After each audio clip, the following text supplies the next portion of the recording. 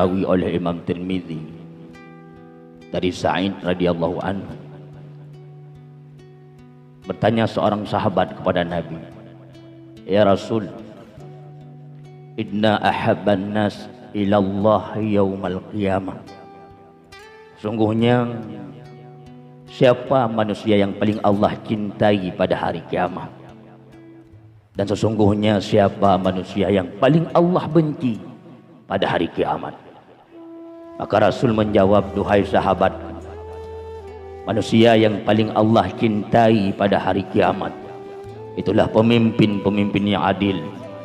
Dan ketahuilah manusia yang paling Allah benci pada hari kiamat pula pemimpin-pemimpin yang zalim." Dalam hadis sahih Imam Bukhari, Rasul pernah bersabda, siapapun yang terpilih menjadi pemimpin tapi mereka tidak setia kepada rakyatnya, maka haram surga bagi mereka. Dalam hadis Imam Ahmad bin Hanbal, Rasul bersabda, siapapun yang jadi pemimpin lalu menipu rakyatnya, maka tempat yang paling layak dan patut baginya itulah neraka.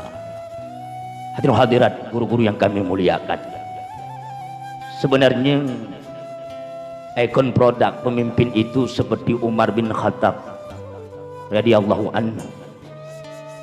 Beliau sosok pemimpin, namanya masih terpampang dalam sejarah Islam. Beliau sosok pemimpin yang tidak duduk di pendoponya. Setiap malam Umar bin Khattab, sahabat Rasul, beliau berkeliling meronda, ingin melihat keadaan-keadaan rakyatnya di kala itu, mendengar di balik gubuk-gubuk rakyat yang miskin. Rupanya Umar bin Khattab mendapati seorang ibu tua sedang menggoreng sesuatu. Anak-anaknya menangis seraya berkata, "Duhai ibuku, mengapa begitu lama engkau menanak nasi untukku?" Apa kata ibu tua tersebut? "Sabarlah anakku, sebentar lagi nasi ini akan masak."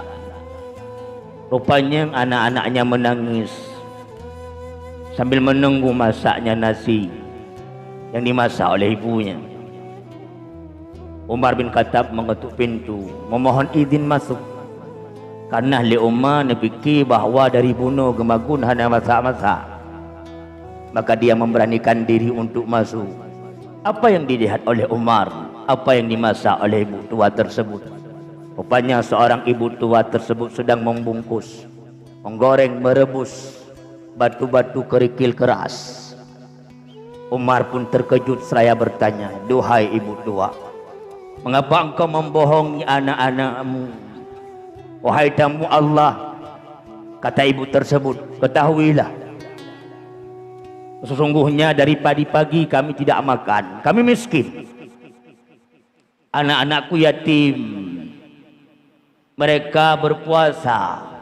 Dengan harapannya aku perintahkan berpuasa untuk sebut tak buka puasa harapanku ada orang dermawan yang mau menyedekahkan gandumnya bagiku dan anak-anakku." Rupanya maghrib pun tiba, kami berbuka dengan air putih, tidak sesuatu apapun yang kami suapkan dalam mulut kami. Maka untuk menghibur anak-anakku yang sedang kelaparan, Tuhan pegah ba anak-anak long sabar siat anak mutuah janjan masak bumak dagun. Tapi karena memang mereka begitu lapar, dalam tidurnya mereka terbangun seraya bertanya kembali, "Duhai ibuku, telah siapkah makanan yang kau hidangkan? Selalu aku membohongi anak-anakku. Ketahuilah tamu yang tidak diundang malam ini, pemimpin aku, pemimpin kita, Umar bin Khattab itu zalim. Umar bin Khattab itu tidak perhatian kepada rakyatnya. Kami miskin ditelantarkan." Tanpa sadar ibu tua tadi tidak tahu bahwasan itulah Umar bin Khattab. Berurai air mata Umar bin Khattab di kala itu. Beliau kembali keluar sampai di Baitul Mal. Dia jinjing satu karung beras gandum. Nepei adeku Umar bin Khattab. ajudan Umar bin Khattab sibuk di kala itu. Aslam namanya. Umar khalifah presiden kami. Bahlung menteng yang tiku gandungnya. Apa jawab Umar seraya marah? Wahai Aslam, engkau ajudanku, engkau perpanjangan tanganku. Sebenarnya aku tidak bisa melihat keadaan rakyat-rakyatku, maka aku utus engkau sebagai ajudanku, perpanjangan tanganku. Tapi engkau Aslam, ajudan-ajudanku, menuntun Umar bin Khattab masuk neraka. Ketahuilah Aslam, jika ada rakyat Madinah hari ini, rakyat Umar bin Khattab lapar, orang-orang tua fakir miskin, anak-anak yatim terlantar, maka Umar bin Khattab akan ditanya oleh Allah pada hari yaumil mahsyar. Ketahui Aslam, tabah uruk yang ruhung bat tutuk, tubuh tingah bengah unta dijak, mucuruk gati untanya. Umar bin Khattab akan ditanya oleh Allah, apalagi rakyatnya ada yang lapar malam ini. Aslam, Aslam, semata-mata kesalahan engkau. Dengan rasa marah Umar menjinjing gandum. Ia masuk ke rumah janda tua tersebut. Dengan tangannya yang mulia Umar bin Khattab merebus, membantu menanak gandum, nasi dihidangkan kepada fakir anak-anak yatim tersebut. Si ibu tadi pun mengatakan, seandainya pemimpin aku sepertimu, sungguh rakyat-rakyatnya pasti sejahtera. Hadirin hadirat, rakyat itu butuh perhatian pemimpinnya. Bukan tidak butuh, sangat butuh. Aceh kaya, tapi keadaan Aceh darurat. Aceh hebat, tapi Aceh darurat dalam segala ini. SDM kita mundur. 34 provinsi, provinsi termiskin nomor 6 Aceh. Aceh kaya, penghasil emas, penghasil gas, tapi rakyatnya anti menanti gas. Ada apa? Pulau Sumatera kita dikenal kaya, tapi nomor 1 termiskin. Ada apa? Apa masalahnya? Ada sesuatu yang terjadi pada sistem pola asuh pemimpin kita. Presiden ada rakyat diberikan mandat, maka pemimpin negeri paling tinggi harus perhatian kepada rakyatnya. Dan presiden kita punya perpanjangan tangan, itulah menteri-menterinya. Ketika rakyatnya miskin, menteri-menteri harus cepat tanggap darurat. Menteri punya tanggung jawab. Siapa perpanjangan tangannya? Itulah gubernur-gubernurnya. Gubernur punya tanggung jawab untuk mensejahterakan rakyat-rakyatnya. Jangan sampai ada janda-janda tua menangis dalam gubuk-gubuk deritanya. Anak-anak yatim terlantar tanpa prioritas pendidikan. Janda-janda muda seumpama Kak Nur Fadilah Aceh Timur, 8 tahun beliau lumpuh tak atas tikar. Allah nane tetek kerupuk muling untuk menghidupkan Muhammad Rizki. Gubernur punya perpanjangan tangan, itu bupati. Bupati punya perpanjangan tangan, itu geci.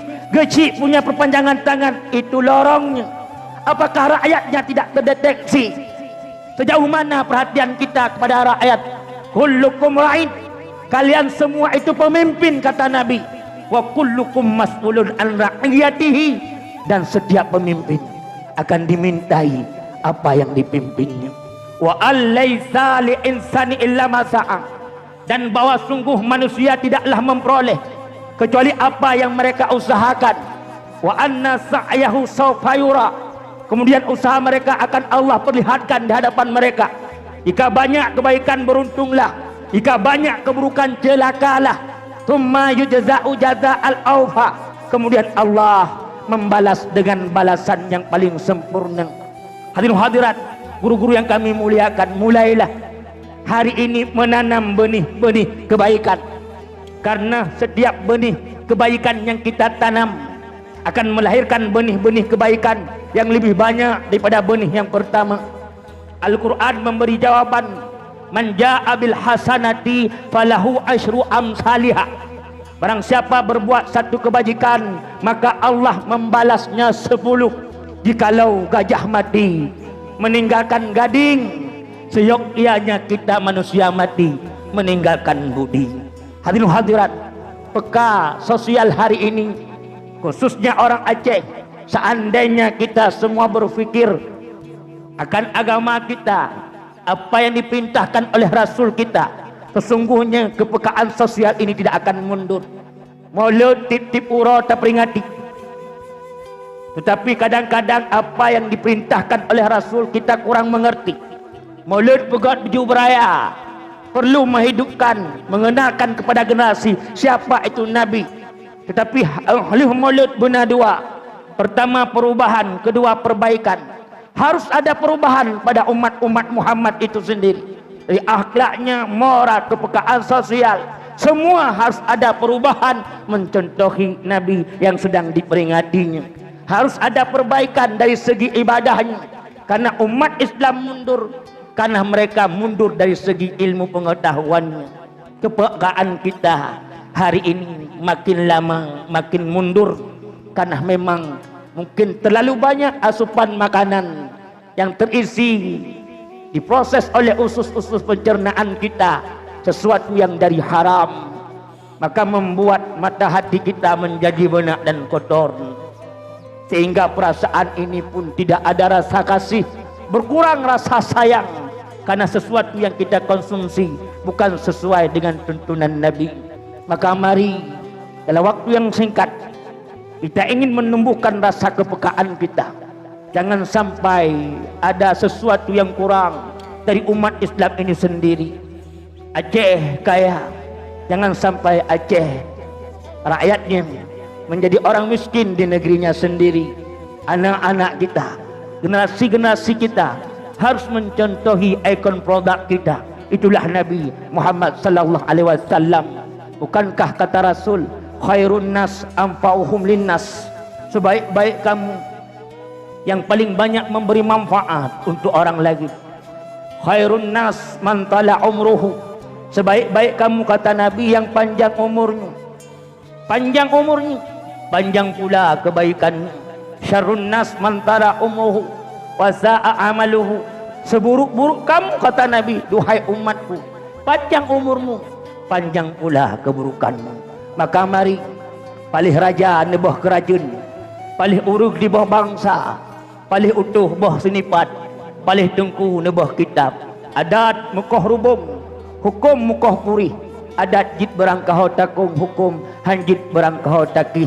Takut-takut malam jula, seput-seput mati suah. Lebih lam temakut di dalam uruk, hana setulung malaikat siksa. Kemang selanga duruh bak tangki, kemang padi wate senja. Hudip dalam dunia baik melalole, ingat kemati kedanya rasa.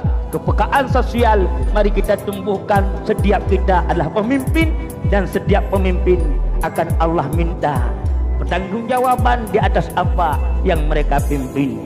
Hadanallah wa ikum ajma'in.